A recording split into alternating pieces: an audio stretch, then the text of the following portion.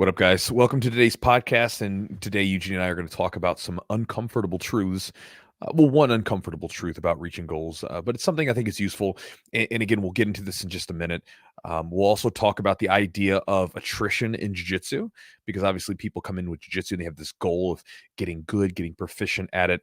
And at times there can be a high level of attrition where a lot of people quit jiu-jitsu. So we'll talk about that idea. And again, hopefully you guys gain something from it that you can use for your training on or off the mats, depending on what you're getting into. Big thanks to our sponsors for helping make the podcast happen. Charlotte's Web CBD. Charlotte's Web CBD is one of the premier CBD companies out there. They're third-party tested, which means they have an independent company coming in, testing their products. Many of you may not know this. A lot of companies do not do that. They don't sort of make their products go through the scrutiny of testing. They just put it out there. There are companies that do. Charlotte's Web is one of them. And again, it's a great tool for recovery. It's a great supplement for recovery. It can help manage stress, help with improving sleep cycles, all that stuff that's very important for the recovery. And as you guys, a lot of you guys that are listening to this are 30 or older, the older you get, the more that recovery becomes important. And again, it's just a nice tool to have in the toolbox, a nice supplement to have. I typically take mine at nighttime with my sleep routine. I know Eugene takes his a little bit in the morning to sort of give him like a level-headed, some chillness throughout the day. And again, you can test it out for yourself and try it out. They have a lot of different products, everything from balms for sore muscles to tinctures that you take like an eyedropper. They have THC-free versions. So if you're someone that gets tested and you're worried about it, they have that kind of product for you. Do your research, of course, to see what kind of testing you're put to. But it could be an answer for that. But again, check it out at charlottesweb.com. The promo code, if you guys want to save 20%, is Jiu-Jitsu20. Also, thanks to Epic Roll, Roll BJJ.com. Matt's a buddy of ours, and he's been supporting the podcast for a number of years. He makes really good products. Just putting this bug in your ear. We're going to have another batch of Chewjitsu no-gi gear coming up in the near future. I'll be using Matt at Epic Roll to help both design it and produce it. I like the stuff that he puts out. I have my original like prototype of the no-gi gear that we got made back in 2020, and I mean, it's still in great shape. It's not ripped apart. There's no tears. The shorts don't have Velcro, so the shorts are still in great shape. And so again, it's a product that I feel comfortable sharing with you guys, and I'm excited to get a new batch of stuff together for you guys that'll come in the near future. But again, until that happens, if you want to get some really good jiu-jitsu gear, good designs, high quality, great customer service, you can go over to epicrollbjj.com. And when you go there, you can get 15% off your order with the code Jiu-Jitsu. And again, this is gear, rash guard, shorts, gis, that kind of stuff, but also t-shirts and all kinds of other apparel that you might be interested in. Also, thanks to our sponsor, Manscaped. Manscaped is a premier men's grooming company. Everything that I've had from Manscaped over the last few years has been top notch. Everything from the trimmers, the beard trimmer that has an adjustable dial, so you don't have to change the guard out at all, to the body trimmer. I say it's a body trimmer. Originally it was like their ball trimmer, which some neat features to do that, but I use it as a body trimmer. Wherever you need to trim some hair, you can trim that sucker with it. Again, has an incredibly long battery life. It's waterproof, and all the lotions, balms, the beard oils, everything that I've used from them smells amazing. And so again, I encourage you guys to check it out. If you are either a man and you want to step up your grooming game, or you're a woman who has a man that you would like to get a good gift for or something like that, check out Manscaped. Manscaped.com is the website. And if you want to save 20% off the order and get free shipping, go or use the promo code Jiu-Jitsu20 for 20% off, and you get free shipping at checkout. Also, if you guys want to support the podcast directly, you can do so by going to our Patreon at patreon.com/the Jiu-Jitsu podcast. And then upon joining, you'll get access to the library of content we've created, plus an ad-free version of the podcast. And one of the things that we have in that Patreon is a collection of clips and short video clips from the podcast guests that we've had over the years, especially the black belts and everything else like that.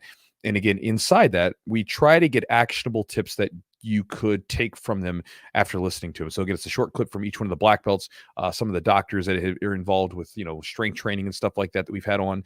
And again, the idea is that you can listen to those clips, gain something of use for your training, and immediately go and execute. And so again, if you want to get access to that and more, you can go to patreon.com/the Jiu-Jitsu podcast and get access to that collection of essentially, different jiu-jitsu black belts and mentors giving you a piece of advice that you can use for your training and everything off the mat as well. And last but not least, if you want to get my daily email, you can go to my website at chewjitsu.net/join, JOIN. Upon joining, you'll get access to an exclusive set of ebooks, how to design your game plan for jiu-jitsu should you be competing at some point in the near future. The other one is on how to break through training plateaus. So everybody hits these training plateaus periodically where you feel like you're just not getting any better. Maybe people are passing you up. So it's a way to bust through those plateaus. There are strategies that you could implement as a coach to help your students do this. And there's also strategies that you can implement if you're just a hobbyist and you want to sort of take it upon yourself to be a little bit better with your training to break through those. And so you can get access to that. And the last one is a guide that I created during the initial lockdowns where people couldn't train. And it's simply an at-home training guide / study guide. I'm going to be taking that down at some point and making a more robust version of it and selling it as a product. But for the time being, you can get sort of the prototype of what that could be like.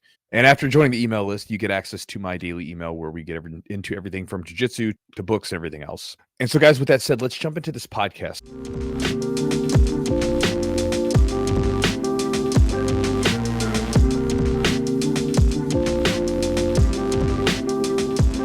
So recently I sent out an email to you guys on the list. You know, you guys were there for it, and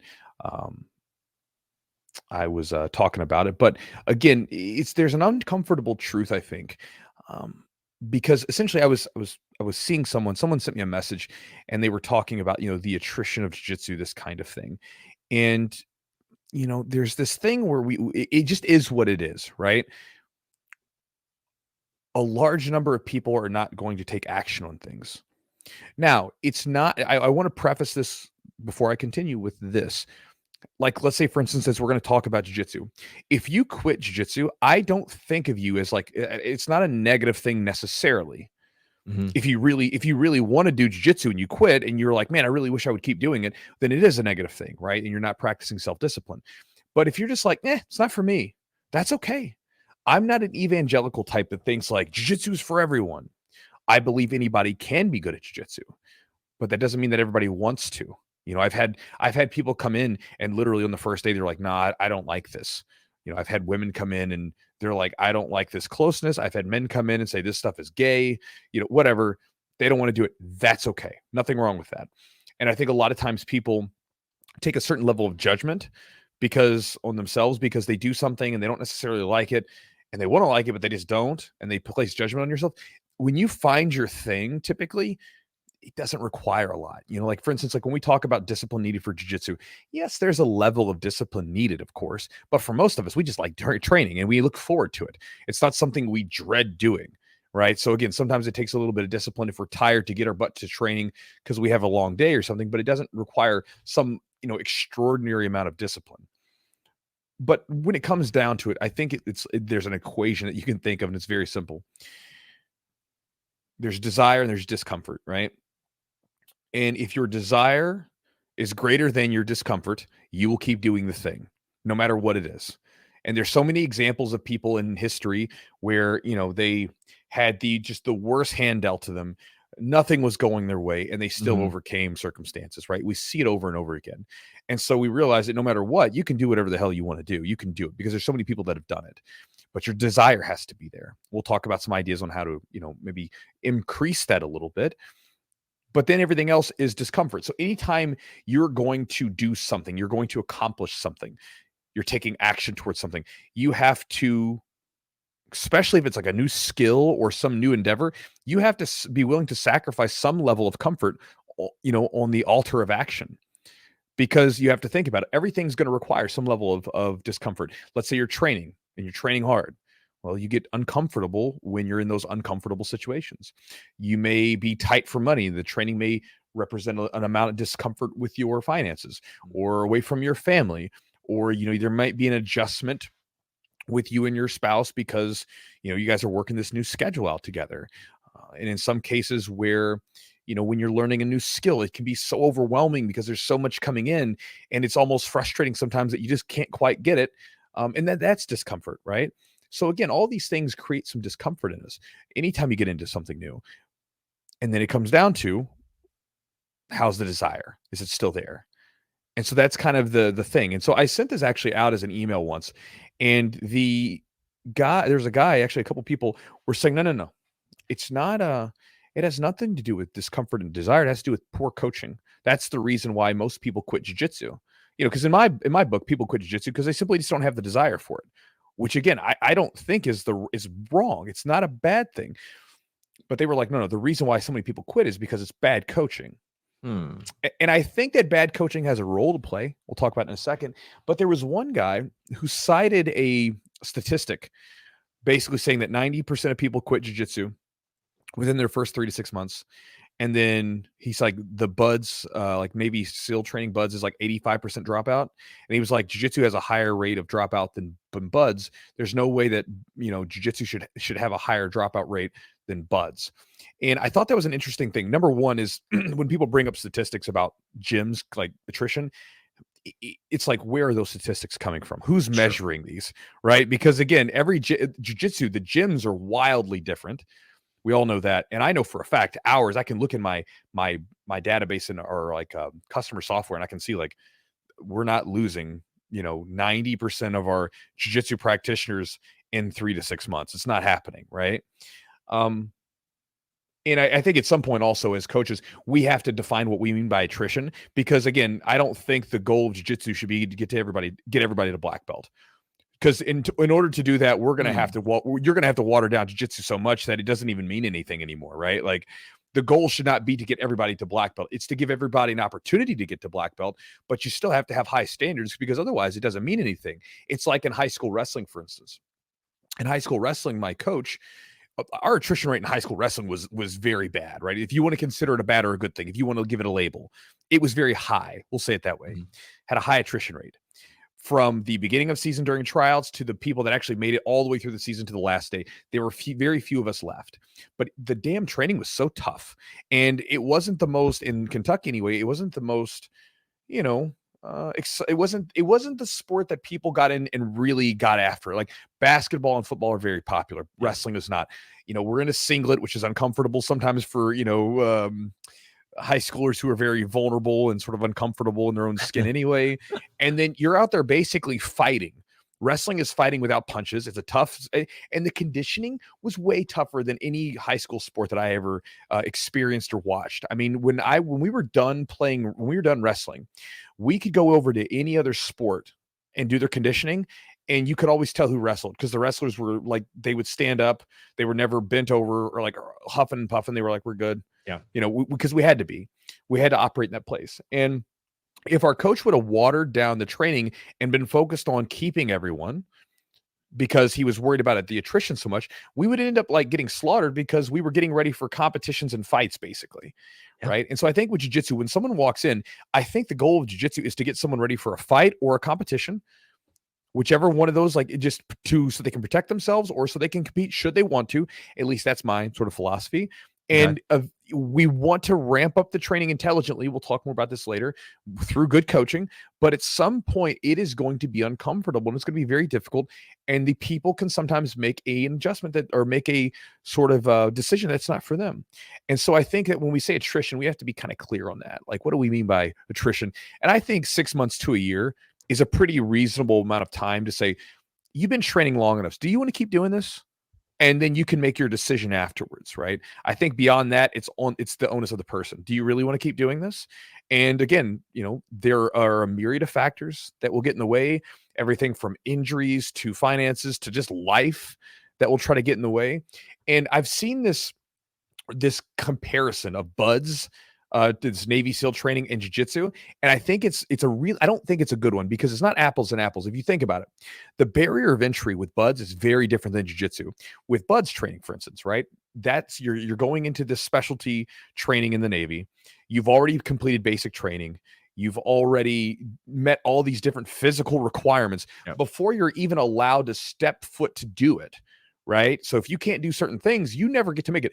You don't get to basically watch a movie, on Netflix or something, and then say, you know what I'm going to do? I'm going to go do Bud's class tomorrow. Right. It's like the Top Gun program, right? You don't get to go watch the Top Gun movie and then say, you know what I'm going to do? I'm going to go to Top Gun tomorrow. Right. There's a lot of requirements and a lot of things that you got to jump through before you can get there. With jiu-jitsu, We can literally get someone who just watched something and decides, you know what, I'm going to do this. And they have no idea as to what they're even doing. I've had so many people that have come in to train that literally have no clue what they're doing. Yeah. Like they just came in and they're like, no, I came in because, I said, it said martial arts. I was just curious. Want to try this out, and they don't know what they're getting into. And then some people, they listen to podcasts and fights and they want to get into it. And they haven't done anything physical in their life for the last 20 years. And so we've got an uphill battle. No problem with that. I like helping those people. But again, it's not apples and apples. Buds is obviously much tougher because even after all those physical requirements, you still have a really high attrition rate. And with jiu-jitsu, you are going to have a high attrition rate simply because there is no barrier of entry. I'll give you a comparison to this. I remember back in the day, and I think you'll probably be able to attest to this. We had less people coming in, but when people came in, they stuck with it much longer because the way that I think about it is when people found us back in the day, our marketing campaigns and abilities weren't very good. People had to go searching for us, right? Like they had to really do something to find us. And when they found us in the back room of this gym, they were like, sweet, I finally figured out, I found this thing that I was looking for. And even though the training was archaic in comparison to how we train and teach now and how we bring people up now and onboard them now, people stuck for a long time, even though the training was not done intelligently. It was just, you're thrown to the wolves. Mm-hmm. And why? Because they had some investment in it. There was a barrier of entry. Because you can think of it this way. If the guy goes to the guru and the guru's at just sitting there out in front of him and the guru gives him some advice, he's like, okay, cool. But then if he has to climb this giant, temple with like 1,000 stairs and he gets to the top and that guru gives him a piece of advice, he's going to listen to that guru that he had to climb those 10,000 stairs or whatever, because he had something in the game. He had some investment. And I think a lot of times there is no barrier of entry.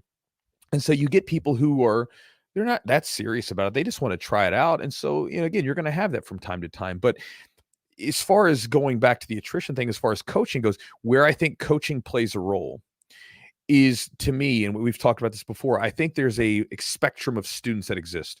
You have your A students, your B students, and your C students. Your A students are people probably like you and me. It doesn't really matter how you package it. If you're doing jiu-jitsu, you could be getting your face smashed, whatever. You're going to do jiu-jitsu. You just like it. And it doesn't matter what, you just want to do it. That's it. I'm doing jiu-jitsu. And you could be in very non-optimal training conditions. You're going to train. There are B students. And I think B students are the type that it does not matter how you package this whole thing. It's just not for them. Yeah. And again, that's okay. There's lots of things that are not for me. Like, motorcycles are an example. A lot of people think motorcycles are really cool.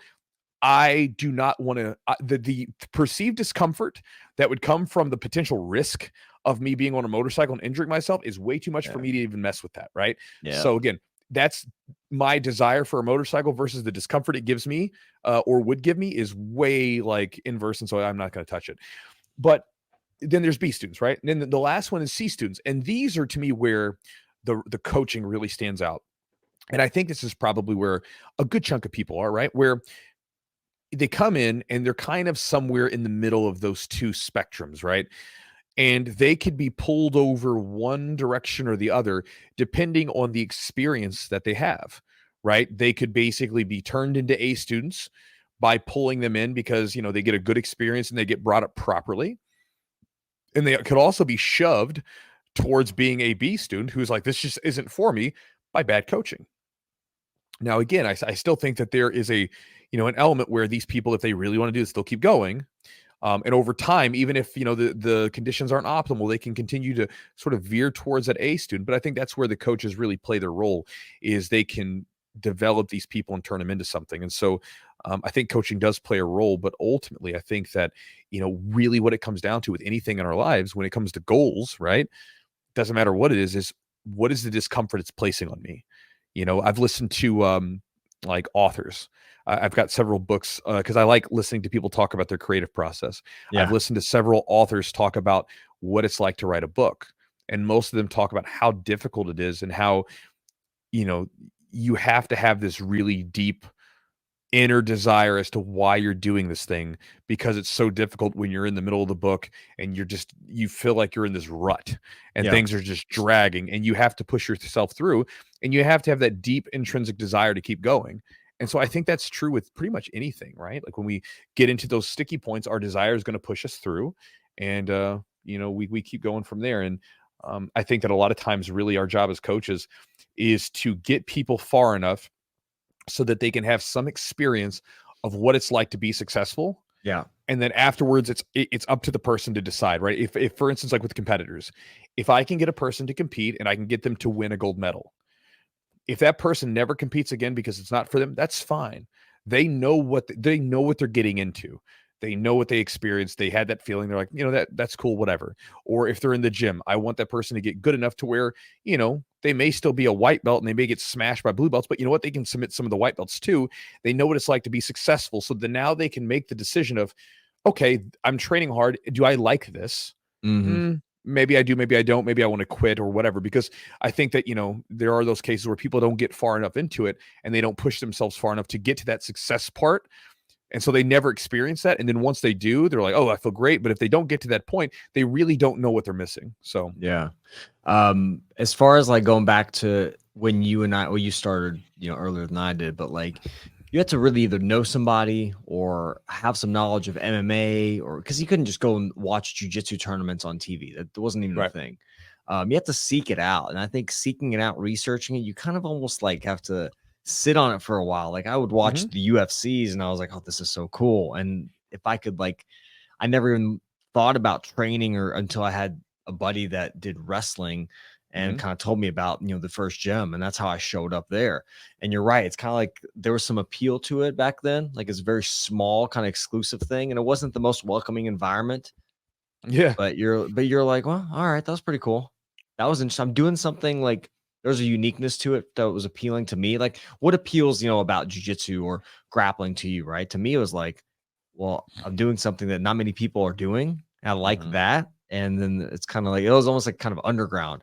But you have to go through a lot of, like, there's more barriers to entry at that point. You got to really spend some time to actually get your foot in the door. And then they didn't really give a shit. I mean, they tried to keep you, but there was more like, why are you here? Are you trying to fight in a cage? And I was asked that multiple times. Like, no, I'm in grad school. I just kind of thought this would be fun to do. And then you kind of, the thing for me was a couple things that kept me in it. And I've said that before. Me and Adam started together. Adam's a black belt as well at our gym.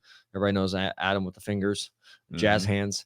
Me and Adam started together. So one thing, just watching kind of Adam and I coming up together was a very cool thing. Cause it's like, are you going to training? Yeah, you're going. Okay, I'm going. And that was a big help, number one. And then I remember hitting my first submission and the feeling I had from hitting it. And I was like, oh, this is awesome. And you get a little taste of what it's like to have a little success. And that was just, it's like, okay, this is cool. Or some people are like, all right, whatever. I'm just it doesn't do anything for me. And I think you're right in the fact that of the three types of students you have, because I think there's ones that can be really swayed and some that are like, well, I didn't expect to be good at this anyways. I'm just not going to do it. But if you can give them, that environment, which I think comes back to the coaching.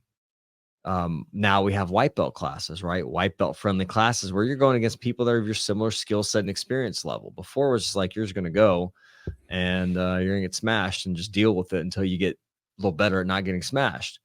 Those type of things, just small victories as well. It's like, if you come into jiu-jitsu and like thinking I want a black belt, then it's going to be tough. It's going to be, it's a lofty goal and it's very far out. But if you're like, I want to not get swept, or I want to pass this guard today one time, pass somebody's guard. Like those are like good little goals that give you little victories and give you a little bit of that taste of success. And I think that can be addicting to some people.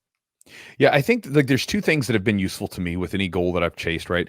Number one is having a clear vision as to what I want out of it, right? Yeah.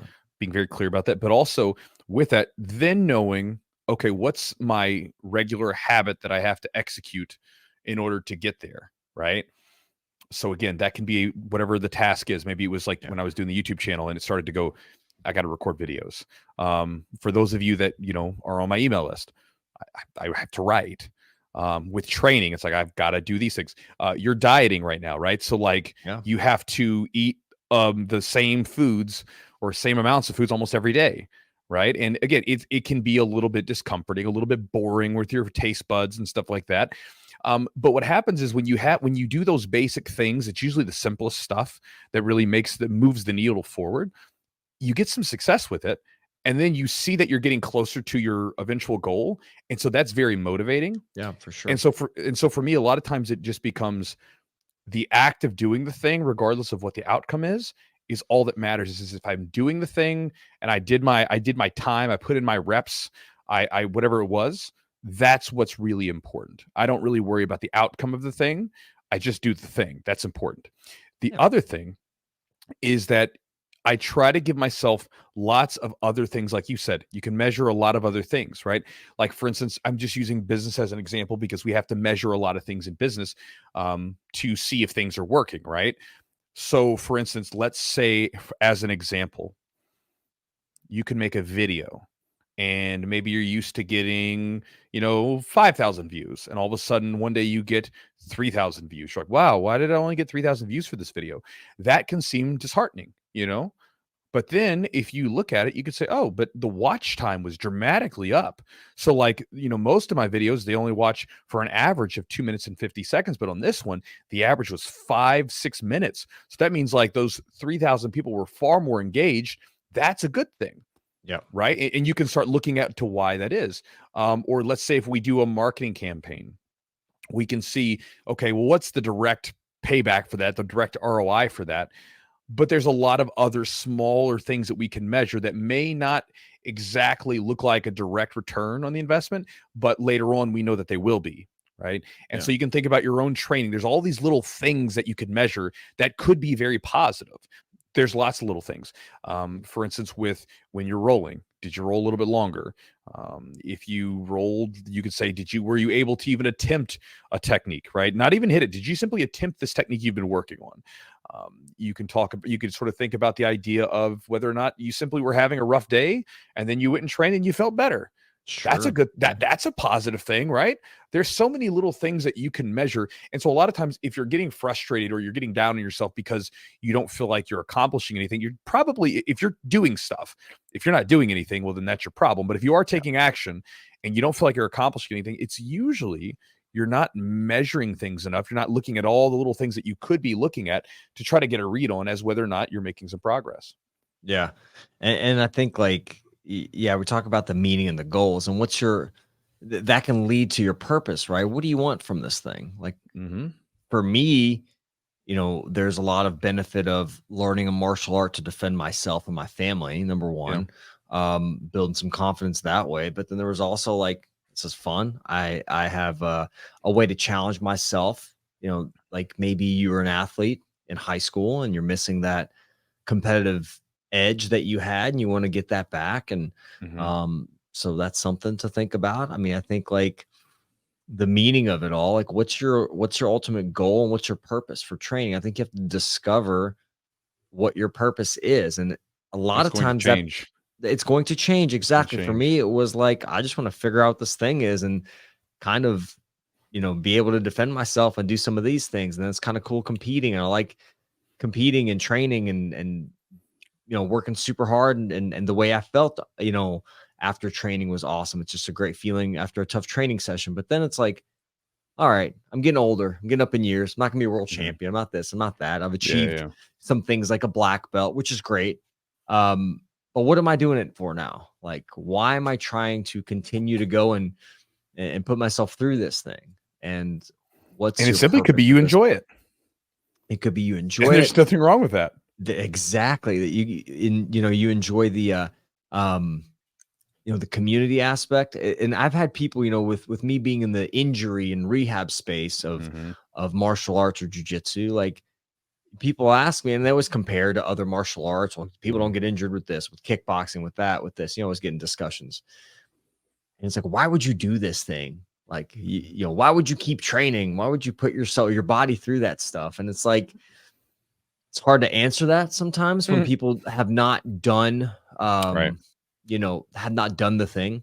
Like I could answer it maybe a little better with somebody that's done jiu-jitsu and has experienced it and had, victories and had tough training sessions. With someone that's never tried and has this approach of like, why are you even doing that? It's hard to explain it to them. Yeah. Sometimes Well, it just because not works. they're not initiated. They don't know what they're getting into. Yeah, and you know, so I think an appeal is like me learning a technique and it not being theory. Like, you know, getting for me, it's like I remember doing a little bit of Taekwondo as a kid, and like, all Mm, right, am I ever gonna do this? Does this freaking work? yeah. I'm like, you showed me a scissor sweep when I'm a white belt, and now I hit that scissor sweep on somebody and I swept them. Mm-hmm. It works. You know, I got him in this triangle chart. It works. Like that's a huge appeal. That's like oh shit. All right, I want more of that. You know, and some Yeah. people are like, I don't care. And it's not for them, and maybe it's not. But for some people, it checks a lot of boxes. Maybe they're missing. Yeah. And, I think sometimes, you don't, you're going to have periods of where you're just doing something and you don't have to have like greater deep meanings as to why you're doing it. For instance, like Yeah, lifting weights.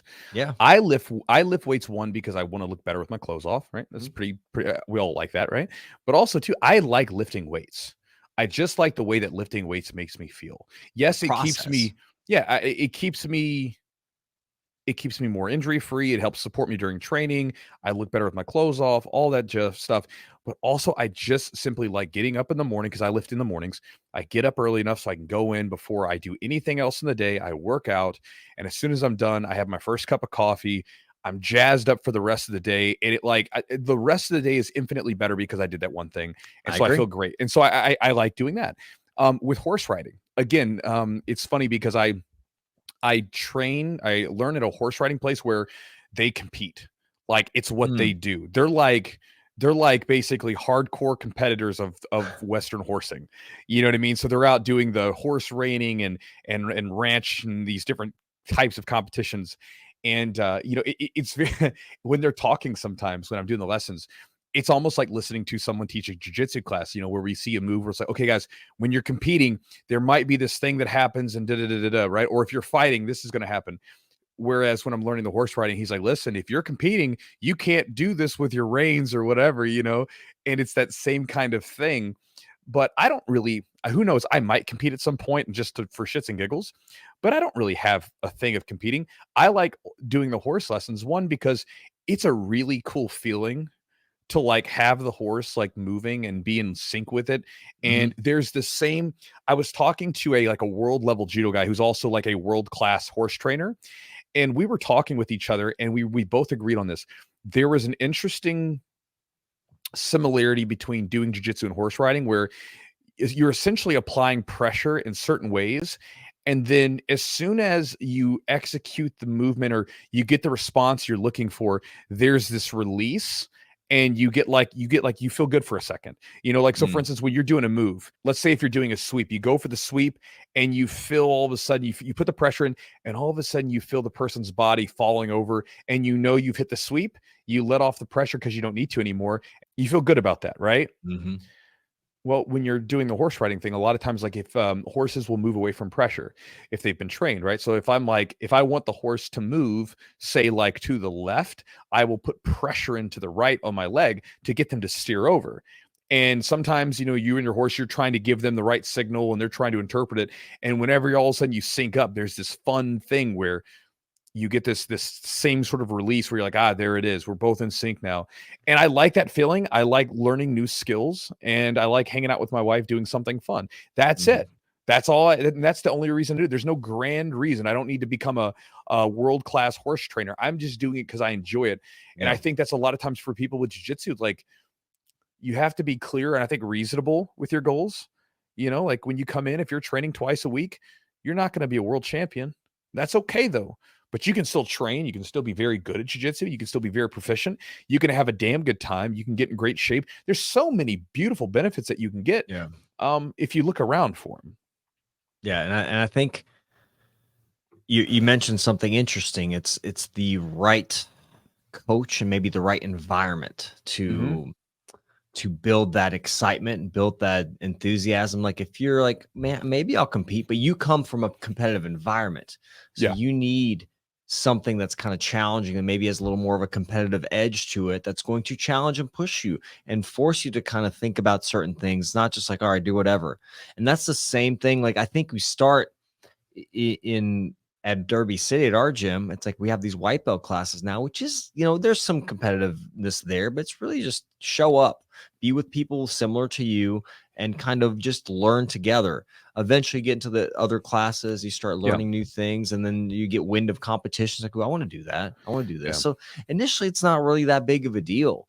And it's just kind of getting you comfortable and getting you consistent. I think that's one of the main things, building habits, right? You want to take out as many barriers as you can to keep yourself as consistent as possible, whether it is, training on certain times of the week, or finding a gym maybe closer to your home if that makes it easier for you to train, because there's always excuses in life, things that are going to keep you out, and especially when you have kids and get older and job. But like, decrease your barriers to entry, and it'll give you little bit better idea on consistency. And if you're consistent, like you said, 6 to 10 months, 12 months, at that point you can say, all right, been there, done that. It's not for me. I don't enjoy it.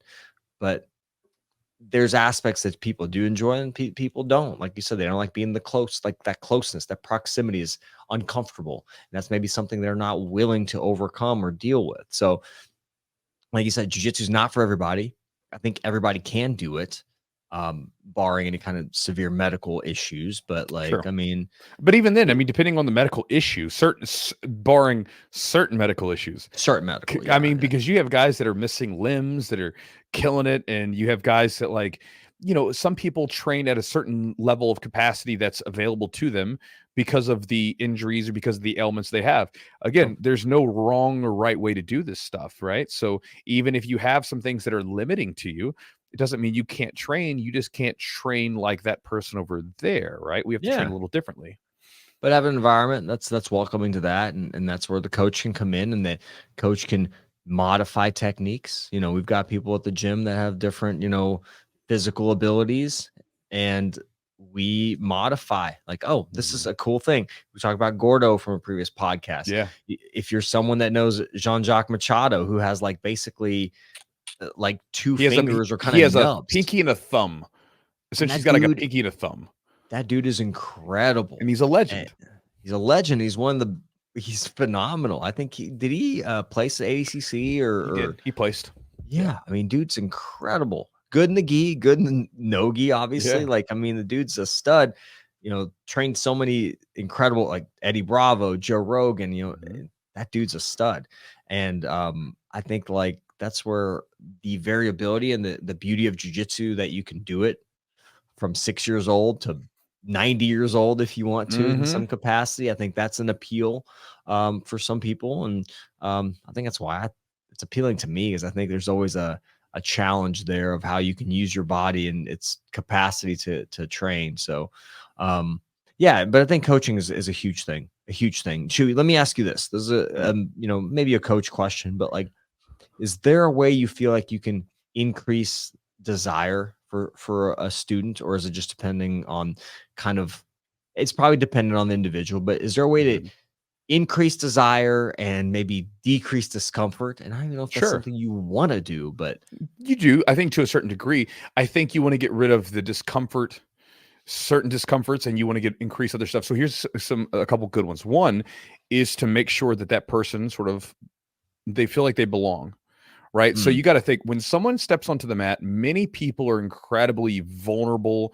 They feel uncomfortable. They feel stupid. They have a ton of different emotions that are going on that, are kind of irrational. But again, anytime we get into a space where we feel inadequate towards doing something, we're just a little bit more vulnerable than we normally would be. Right. And we just feel kind of dumb sometimes. We do stupid stuff and we question everything we're doing. So when people come in, I try to make sure that, like, I remember I was teaching a white belt class just a couple weeks ago, and I was telling them, I was like, listen, guys, when we do tonight's move, we are going to mess this thing up so many times, and it's totally cool. So that's what we're here to do. We're here to make mistakes, because mistakes are how we get better. So just be cool with it. Right. Where I had one guy who kept saying sorry to me. I was like, cause he was like, sorry. I was like, stop saying sorry. If you say sorry one more time, I'll punch you. You don't have to say sorry, messing around with them, but also to just making people feel like, look, this is a welcoming environment. You belong. Come on in. This is one of the reasons why I try to remember people's names very early. Yeah, it's huge. It's very important. you can think about, there's a lot of different businesses that are focused on customer service, and they try to do things to get their employees to remember their names. There's an old book. It's pretty famous. I started reading more books on business and different things like that. Okay. And one of the books that I read was How to Win Friends and Influence People, right? So one of the chapters, which basically really stuck with me, I would read a chapter and then I would try to go execute it. Okay. And one of the most powerful chapters was to use the most powerful word in the English language for each person, which is their name. That word, more than anything else in the English language, sticks with them because that is a symbol of them. Words are symbols, and that word, that mouth noise, is a symbolizing noise for that person. So in a room that could be crowded, if I go, Eugene, you will turn, right? And so being able to do that makes people feel like they belong. They're not some random anonymous person that's worth forgetting. They are someone, and that's important. So I like doing that, and I think that helps bond them a little bit because I know them, they know me, and so they feel like, hey, I belong here. I'm not just I'm not forgetful, or I'm not worth forgetting. I'm not forgettable. The other thing is trying to get some little win for that person, right? So when we do something and we do something right, it's fun. It's almost addicting because it's like when you play a video game, right? Okay, I'll give you an example. One of the video games that was like had a pretty steep learning curve, right? Back when I was playing them, there was one called Battlefield. Okay, and Battlefield was essentially like you'd have like a map full of like 40 or 50, 60 people, whatever on this map. And it's a giant war zone, right? Everybody's fighting and whatever else. And when you start playing this game, you just get sort of dropped into the middle of it. And I remember like with one of them, the first time I ever played the game, it drops me in to this, like to the middle of this fight that's happening in this game. And I'm just getting blasted over and over. I'm getting just killed every time because it's like, I'm all of a sudden being thrown into a war zone and I'm not used to the controls, everything else. But as you played it just a little bit, you quickly started to be able to like, oh man, I didn't get the guy, but I shot him a couple times before he killed me. Or, this time I got killed like 20 times instead of, 40 times. You start seeing these little things. And so with students, when they come in, I try to get them a win in their first day. It may not be a big win, but we give them a little win. For instance, like when we drill a technique, whatever, we'll do designated winner drills where the person who, let's say, for instance, if we're doing sweeps, the person on top will resist. We'll give them resistance. We'll not just let them do a sweep, but we'll give them resistance. But if they do the right thing, they'll go over. And that designated winner drill is great because, by the way, I had a different name for that particular drill. But I like the designated winner drill. I got that from my buddy Josh. I was seeing one of his classes, and that's what he called. I was like, that's a better name for it. So shout out to my buddy Josh McKinney. And so the designated winner drill is great because again, they get a chance to do something correctly, and when you do something correctly, man, it feels good. And it lets you know that, okay, one, I don't suck at this. I can be trained. I can be good at this. But also anytime we do something right, we get that feeling that I was talking about with the horse riding with jiu-jitsu, where you have this release of tension and this release of pressure where it's like, there we go. I did something, and we all know what that feels like. Anytime you hit a technique, like when you nail it, it feels good. Right. And the better you hit it, the more smoothly you hit it. It just feels good in the middle of those rolls. You feel good. And so those are two things. One, try to make that environment welcoming. And one easy way to do that is to remember people's names. And then two, the other side of it is simply to try to structure training in a way where they get a win in there pretty early, right? Instead of turning it into like a full roll blast session where, they get smashed and just destroyed. They may still get smashed and destroyed at some point, but for those sessions, also give them a chance to be successful with their techniques and have some chances to actually do something right. Yeah, I think one thing that I've done that actually feels super rewarding, I've gotten the chance to do a few times here and there, is we have a brand new person. Someone will be in the change rooms. They don't even know how to put their the gi pants on, which direction the loops go and all that stuff. And they don't know how to tie their belt. I will actually help them. I'll tie their belt for them. And I feel like, because, you want to look like everybody else. You want your belt sticking up in the air. You want to kind of look like you're at least got your gi on right. So that's something that, like, for me, I was like, oh, that's something kind I can do for them just to show them like, hey, welcome. And because I'm terrible with names. I do my best with names. That's one thing I got to work on. I'm so bad with names. Sometimes, like when I'm coaching, if we have new people, I'll put their names in my phone. Like I'll just Mm, start putting everybody's name just so I don't forget. Like, because I don't want to forget people's names. I think it's super important.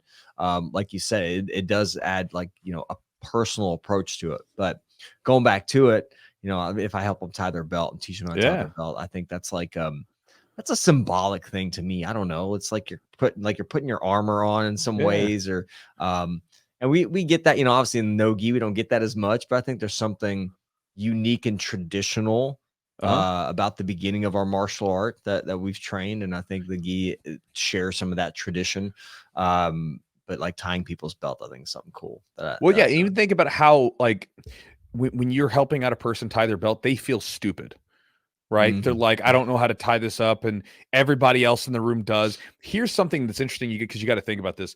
When people come into a space, if you're brand new, you do not realize that the people that you might be looking at may have been doing this for like 2 weeks.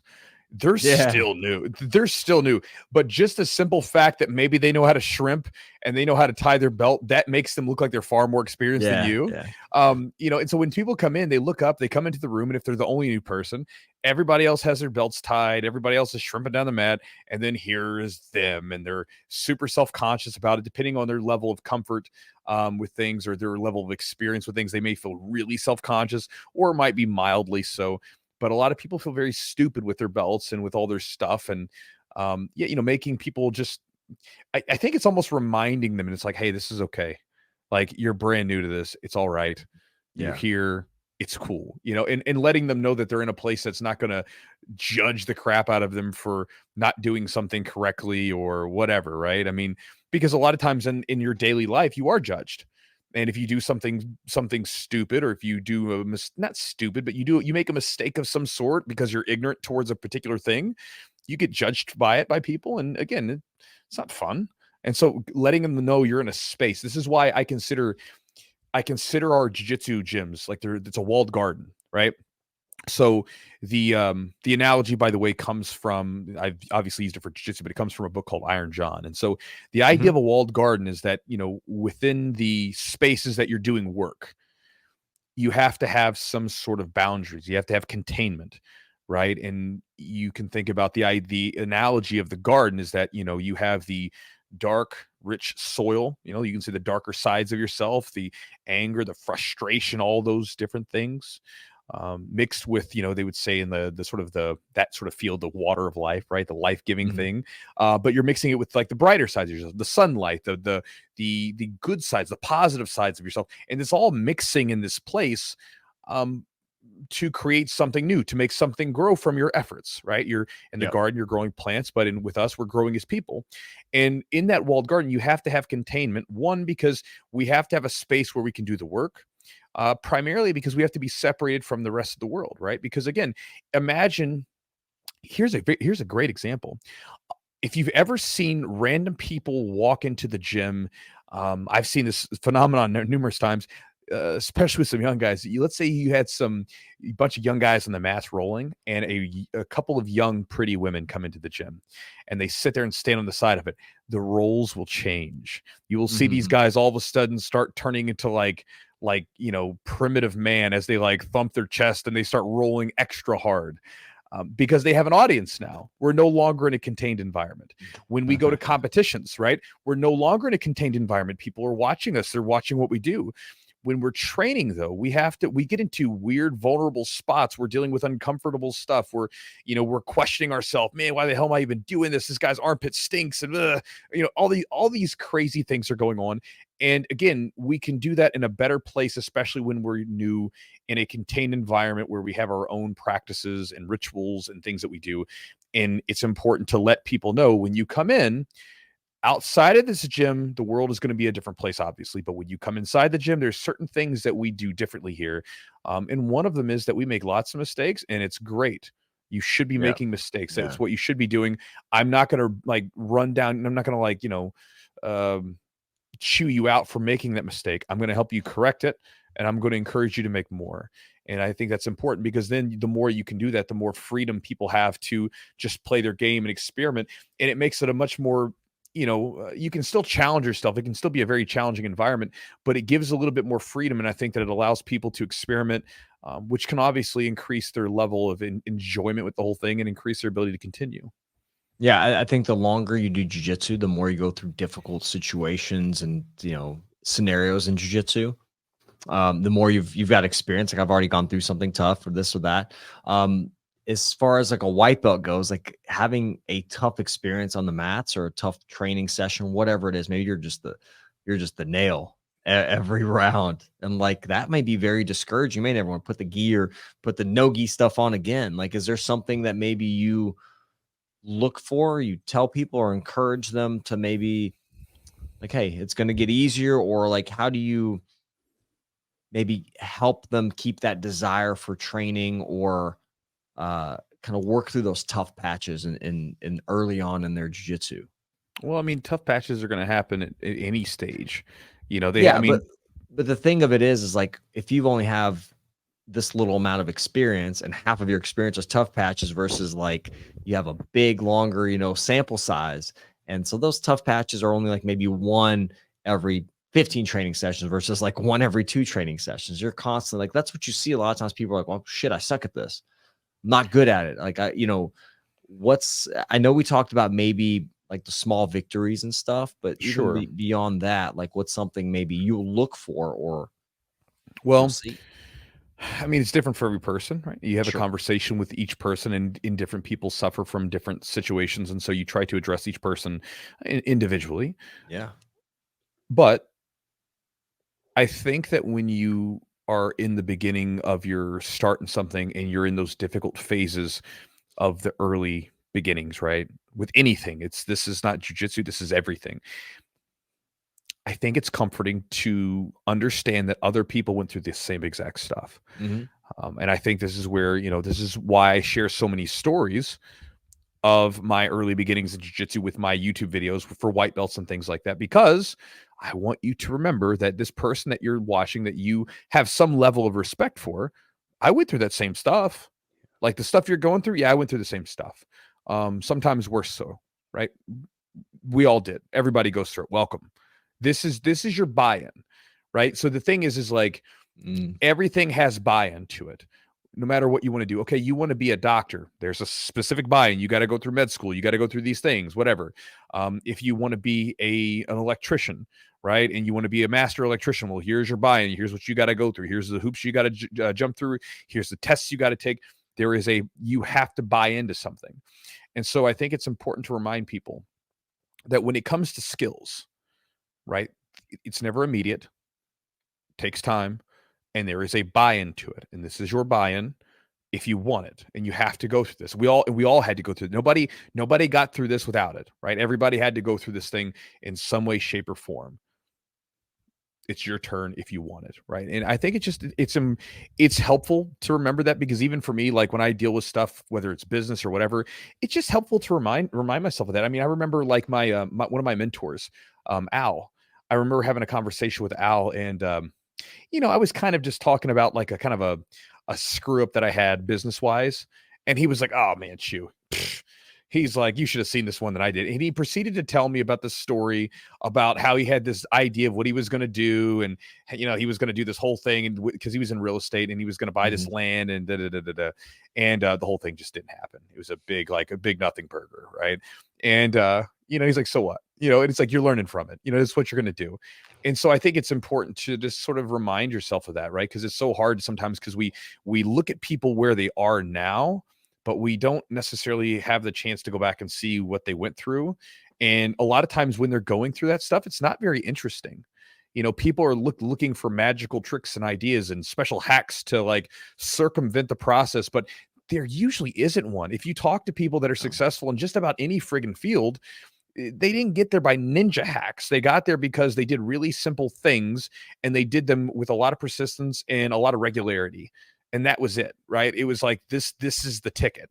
And so, again, just reminding people of that. It's not going to be easy, but everybody's going through this. And, you try to encourage them in the best way you can from person to person, depending on, you get the feel for that person and what they may be struggling with and what might resonate with them more. Mhm. All right, guys. So hopefully you enjoyed that podcast today. I feel like we went all over the place with that one a bit. We talked about a lot of different things, but we had a general theme there going Yeah. on with Yeah. attrition and Well, quitting and not quitting and that sort of thing. I think that sharing the discomfort of it, and that's a part of it. And I think going through the discomfort, like you said, kind of early on in your jujitsu career is important. And I think it's like you said, it's the buy-in, it's like you're paying your dues in some ways Right. Well, to reap it's the not just to reap the important. benefits. You just don't have a choice. Yeah, and some You know what people I have mean? to Like, pay more dues than yeah, others, yeah. obviously. But we all have to pay them. And I think that, are you willing to pay to get the reward? Got to We're pay going to to work play. hard you have to, man. And I think that's the whole point. And I think we have some great ideas on decreasing discomfort, on how to build into that desire, how to make that desire increase and the discomfort decrease. I think some good points there, especially if you're a white belt and maybe you're not catching on, or you feel like you're Hmm. behind, or you're not quite Oh, progressing like everyone the else. behind thing, man. That's a big one. Yeah, Oh, I'm losing time, or I'm behind. Like, you're not behind. You're right. yeah, I had to talk to a guy the other day. He was like, yeah. he's in a different season of his life right now. But I was like, he was like, man, I need to catch up for lost time. I was like, no, no, no. I was like, you are exactly where you need to be right now. That's right. Because Right. he's working on his business.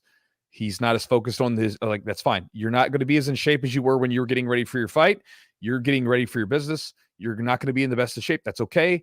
That's the season you're in right now. Go with that. One of the things I like to tell myself if I'm going through one of those periods is like, I'm exactly where I'm supposed to be right now. This Hmm. is exactly where I'm supposed to be. I just tell that to myself sometimes over and over. If I feel like, I'm not progressing in an area of my life that I want to be, this is kind of where I'm supposed to be. This is where I'm meant to be. And I think acknowledging that's a good thing. Yep. I think And if you don't like it, go back to the episode that we talked about worry and anxiety and everything else. yeah. Okay. If you don't like that, what are you going to do about it? What kind of action are you going to take? Yeah. Because if you can't take action on it right now, don't worry about it. But if you can take actionable steps to improve upon whatever's going on, then you do that and you give time its due to allow those changes to unfold. I agree. Yeah, for So sure. anyway, guys, thank you guys for joining us today. Big thanks to our sponsors, Charlotte's Web CBD. You can check them out at charlottesweb.com. Again, any of you guys, and we know we have a lot of you that are over 30, the more you train, the more you realize that recovery is an important thing. And any sort of supplement or little technique that you can do is useful. Obviously, sleep, diet, those things are incredibly important. I mean, those are the biggies, right? When my sleep and my diet are good, everything pretty much runs better. But there are supplements and there are things that I like to do for recovery. I do have an ice tub. I use the ice tub about 3 days a week on my rolling days. I don't do it on my lifting days. I do take some supplements, things like there's the Jocko. They've got a sleep supplement that I like Yeah. that doesn't have any melatonin in it. And I also take some ashwagandha root at about 300 milligrams per day. Both of those I take at night. And then one of the other supplements that I take is the CBD supplement. And again, it's useful for helping support healthy sleep cycles and manage stress. And so it's one of the supplements that I throw into the mix. And so again, if recovery is something that you guys are trying to give a boost for your training and for everything else, check out Charlotte's Web. You can get everything from tinctures like the eye droppers to gummies and balms that you can rub on your body and everything else. They also have a new line of stuff with THC free versions, as well as CBD supplements that come with nutritional supplements inside of them, things to help you focus or for relaxation, that kind of thing. And to save 20% on any of their items, if you're interested, you can go to their website at charlottesweb.com, and the promo code is Jiu-Jitsu20 for 20% off. Also, as a reminder, we will be doing some new Jiu-Jitsu gear in the near future. I will be doing it with Epic Roll. Epic Roll has been a big sponsor of this podcast, and I really like the stuff that they produce. I've been wearing their no-gi shorts and rash guard for about 3 years now. And for the last 3 years, that stuff has held up really, really well. Mhm. And I'm still able to wear it. And I can't say that for a lot of other no-gi, like especially the shorts. The shorts usually go because of the Velcro stuff. The shorts have held up really well. There's no rips and tears and everything else in them. And again, Matt has a lot of really good products on there: gis, rash guard, shorts, t-shirts, the whole thing. If you guys want to check them out, you can go to their website at epicrollbjj.com. And if you find something you like, use the promo code Chewjitsu for 15% off. And whenever we have the new Chewjitsu gear available, we'll let you know.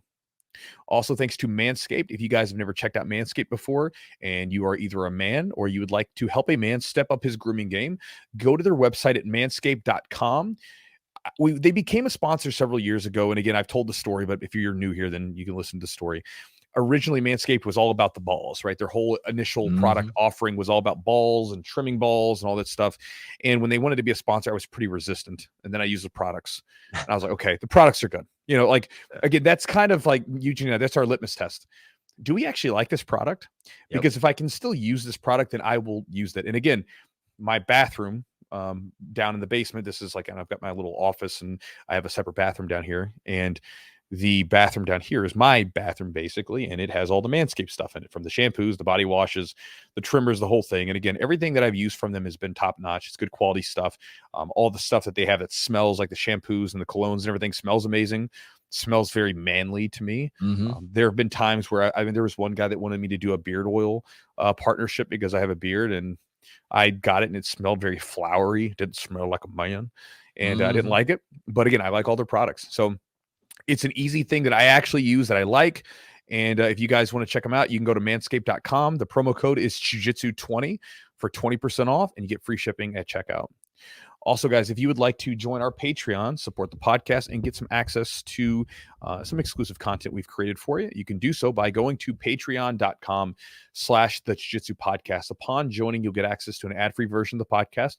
If you hate hearing these ad reads, you'll also get access to a collection of short clips that we have with every podcast guest that we've ever had on the podcast. So again, especially I think the ones that would be important for a lot of you guys are going to be the podcast clips with the black belts, where we try to extract one actionable tip from them, something that you could do for your training, something that helped them out big time, something that they would recommend to someone.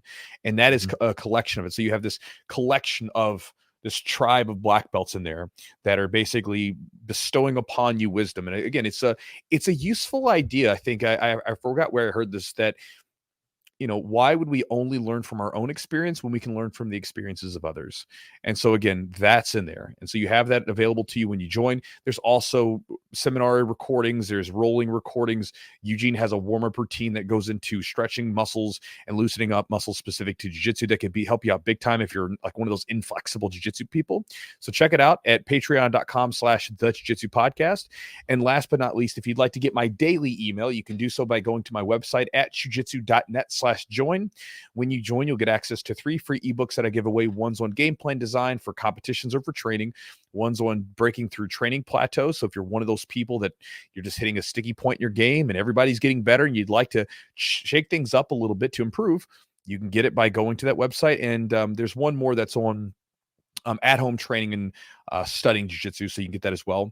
And then you'll get my daily email, which goes into everything from jiu-jitsu training tips to philosophy to books that I'm reading. And I also send out exclusive offers there that I don't send anywhere else. So if you want to get access to all of that and more, go to jiujitsu.net/join. And guys, thank you so much for joining us today on the podcast. Appreciate your time as always. And hopefully you found something useful from the podcast. We'll talk to you next time.